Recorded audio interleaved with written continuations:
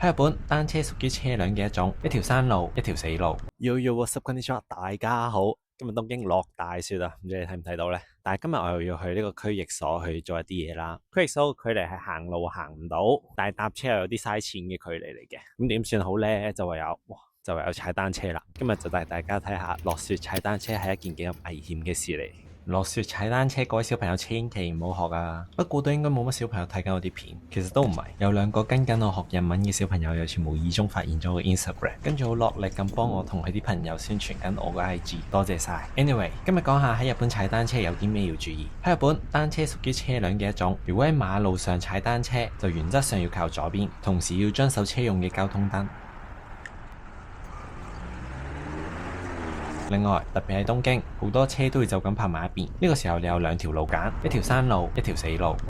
一係上行人路，一係兜出去馬路中心。如果離遠睇到有車泊咗喺度，行人路又冇乜人，我一般都會上行人路嘅，安全第一啊嘛。但係上唔到行人路嘅時候，就要格外小心啦。先望清楚後邊有冇車，跟住先好踩出馬路中心。兜過架車之後，就盡快返左邊。就係咁啦。By the way， 落雪踩單車好似好浪漫咁，不過啲雪係咁飛入眼耳口鼻都咪話唔麻煩，跟住又凍喎。你又有冇啲咩特別嘅踩單車經歷呢？不妨留言度分享下。我哋下次再見，See you next time，Cheers。